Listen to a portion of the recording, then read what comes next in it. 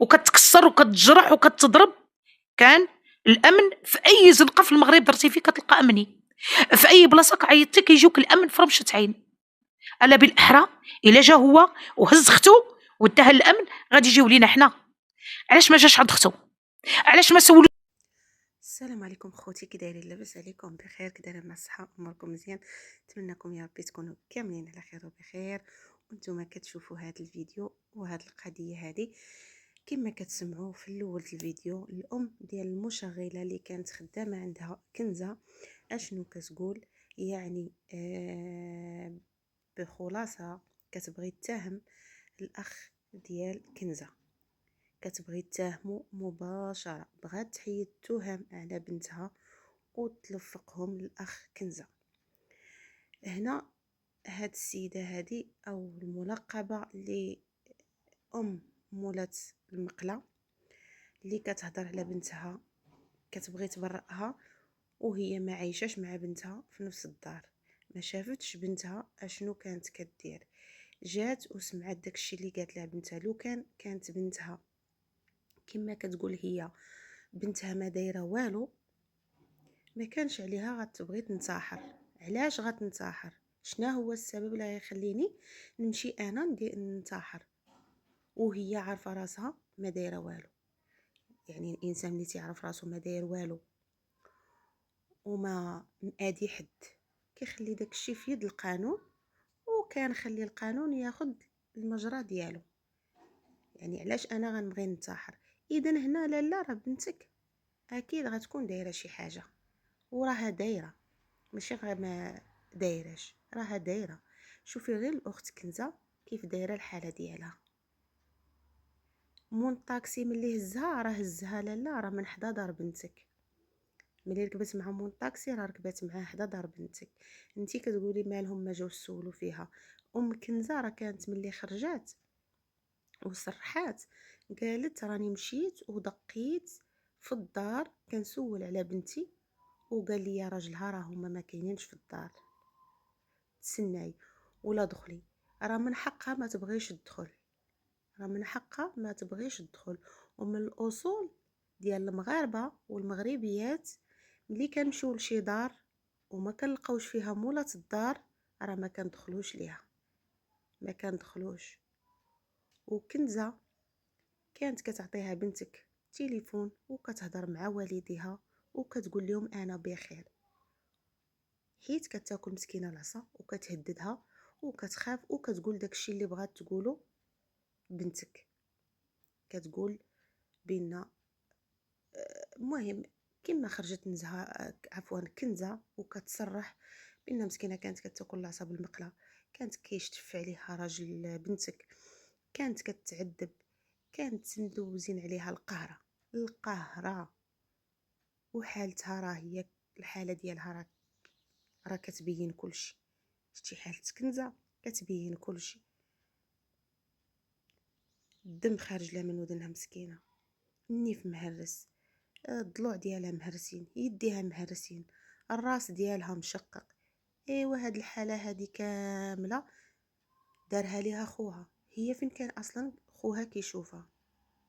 خوها راه ملي شاف الخبار رجع عندها وجا مصدوم. وبنتك تتقولي باغا تنتحر، راه هنا باين مول الفعله وكل شيء في يد القانون، وغادي نخليو داكشي في يد القانون. وبنتك علاش غتبغي تمشي تنتحر؟ هذه هي اللي ما بغاش تدخل ليا راسي. علاش بنتك غتمشي تنتحر؟ بنتك علاش غتمشي تنتحر وهي عارفه راسها بريئه كما كتقولي انتي؟ اما كما كيقولوا المغاربه وهذا راه الحاله ديال كنزه كتبين كلشي بان مسكينه راه كانت كتعذب في دار بنتك، كانت كتعذب ديال بصح، ولا عذبتها راه حشومه وعيب. والله الا لا حشومه وعيب. انا صراحه ما بقيتش عارفه شنو نقول في هذا الموضوع هذا. خارجه الام المشغله وكتهضر وكتجرأ لا كنزه خوها اللي دار فيها داك الشيء، بنتي ما دايره والو، كانوا كياخذوا الفلوس. هما راه ما نكروش بان راه ما خداوش الفلوس، راه تا هما اعترفوا واعترفات كنزة واعترفات كنزة. قالت لك كانت كتصيفط لامي، كنزة قالت لك راه كتصيفط لينا، وفي الايام الاعياد كتصيفط لينا. ولكن ملي كتصيفط ليهم راه قالت لك كنزة كانت كتقطع على من الخلصه ديالها. واش فهمتي؟ يعني كنزة ما كانتش كتشد الخلصه ديالها كل شهر، راه كما قالتها بفمها وصرحت بها، قالت لك كتعطيني شهر وشهرين ما كنتخلصش. الانسان خص هذا الشيء هذا ما يبقاش يخرج ويتهم اي واحد. انتي دابا الحاجه كتخرجي كتهمي الاخ كنزة وباغا تبرئي بنتك، راه ماشي معقول، ماشي معقول نهائيا. وخليو القانون هو غيبين الحقيقه. ملي عارفه انتي بنتك ما دايره والو، وكما كتقولي انتي الاخ كنزة هو اللي داير، خليو القانون ياخذ مجراه وغادي يبين الحقيقه. الا كان خو كنزة هو اللي مداير لختو هكا، راه غياخذ العواقب ديالو. كانت بنتك وراجلها اللي دايرين هاد الروينه وهاد التكرفيصه في هاد البنت هادي، غياخذوا القانون ديالهم. وراه كلشي شاهد في بنتك، راه من الجيران، من جيرانها راه خرجوا كيصرحوا بان هذيك السيده ما كاينش اللي كيقولها فيها زوينه، كيقول لك انسانه صعيبه. ما كاينش اللي يخرج وقال في بنتك بعدا كلمه زوينه نهائيا. غير في ديك الدار اللي قلتي كتمشي وكدوز فيها الكل راه تما شهدوا فيها الناس، والناس ما عايشينش تما، كيجيو مره في العام، كيجيو لتما مره في العام، كيجيو لتما وشهدوا فيها بان ديك السيده ما تسوى ما تصلح، صعيبه. لكن باش تقولي الاخ كنزة يعني هو اللي عذبها، وراه البنت راه كانت عايشه مع بنتك، وراه كانت خدامه عند بنتك. وإلا كانت بنتك كتهضر مع مالين مع امها ومع عائلة كنزة وكتقول لهم راه بخير وما بغاش تجي عندكم، وكنزة كتهضر مع امها وكتقول لها انا بخير، راه صافي الام غتقول راه بنتي بخير، هضرات معايا فمها. حيت اللي ما مولفش على هاد الحوايج يديرهم راه كيجيب ليه الله كاع الناس مساكن هكاك. وبالاخص كما قالت كنزة، قالت لك كنا كنمشي وكتعاملني مزيان، قالت لك تقولي ها راها مالك ماشي هذا، قالت لك كتعاملني مزيان وما عمرني شفت فيها شي كلمه ديال العيب.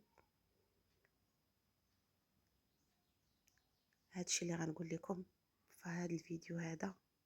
الله ياخذ الحق في اي واحد، في اي واحد كيخدم عنده شي وحده مسكينه او مساعده كتساعده وكيدير لها هاد الحاله، الله ياخذ الحق، الله ياخذ الحق. كيجيبوا بنات الناس ويتكرفصوا عليهم، وفي الاخر يوليو هما اللي مظلومين. الله ياخذ الحق. ونتمنى للاخت كنزة الله يشافيها ويعافيها، والحمد لله واقفين معاها كاع المغاربه ومساندينها. الحمد لله دابا راه تعالجات، دارت عمليه على يديها. مهم بدات مسكينه كتدير، حسات بالنفسيه ديالها رجعت ليها، ما بقاش فيها داك الخوف، ما بقاتش فيها داك الرعب. مسكينه كما قالت لك وليت يلا كنعس مزيان، يلا كنرتاح مزيان. الله يشافيها ويعافيها. ونتمنى لكم نتوما التوفيق، وما تنساو لياش واحد اللايك والبارطاج لهذا الفيديو هذا. وبسلام عليكم حتى الفيديو الجاي ان شاء الله.